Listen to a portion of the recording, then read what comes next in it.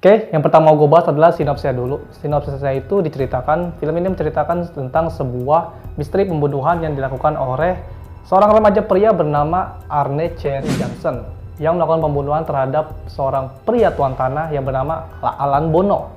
Di persidangan, Johnson mengaku dengan alibinya kalau dia ini terkena kerasukan oleh setan atau roh jahat saat melakukan pembunuhan terhadap si Alan Bono secara sadis.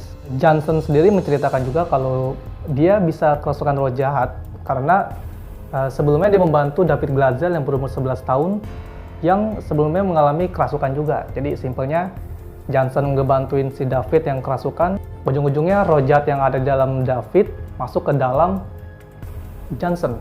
Dan dua pasangan Ed dan Lauren ini membantu menangani kasus tersebut. Apakah benar dalam kasus kali ini ada campur tangan dengan roh jahat? Nah, oke, cukup sampai situ sinopsis.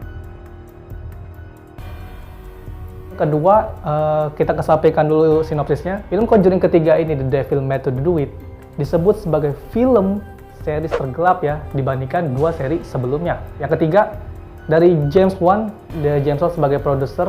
Di film ini ia keluar dari kebiasaan dari film Conjuring, di mana film Conjuring ini biasanya berfokus pada rumah hantu atau hantu, makanya di trailernya itu kita nggak lihat hantu yang signifikan kayak Valak atau Annabelle. Di sequel ketiga ini berfokus pada kasus seseorang yang mengaku kalau dia dikendalikan oleh roh jahat yang diangkat dari kisah nyata.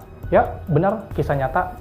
Seperti seri yang Conjuring 1 dan 2, Conjuring ketiga The Devil Made Me to Do It ini juga diangkat dari kisah nyata. Kasus ini terjadi di Brookfield, Amerika Serikat pada tanggal 16 Februari tahun 1981 dan merupakan kasus pertama di Amerika Serikat yang menggunakan alasan dikendalikan oleh roh jahat atau simpelnya kerasukan lah.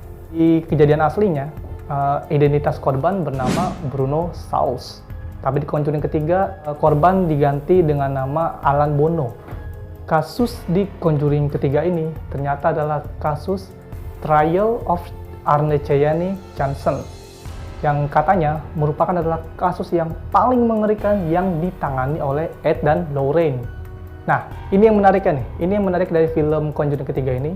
Yang menarik dari film ini ya, untuk menjaga agar cerita ini tidak melenceng dari cerita yang sebenarnya, pihak Warner Bros. Mengundang istri dari Arne Johnson yang asli, yaitu bernama Debbie Johnson. Pihak Warner Bros. Pun juga sampai merilis sebuah video yang isi video itu adalah peristiwa yang terjadi pada tahun 80-an itu. Isi video tersebut juga di mana Debbie Johnson menceritakan bagaimana Arne Johnson ini bisa kerasukan. Dan adanya headline dari surat kabar yang membahas peristiwa tersebut dengan diberi nama Demon Trial Murder, atau iblis mencoba membunuh. Menurut salah satu kritikus film, Eric Ainsberg, ia mengatakan kalau film Conjuring ini menampilkan konflik cerita yang sesuai dengan realitanya. Nah, jadi gimana? Itu yang gue ngebahas tentang film Conjuring ketiga ini.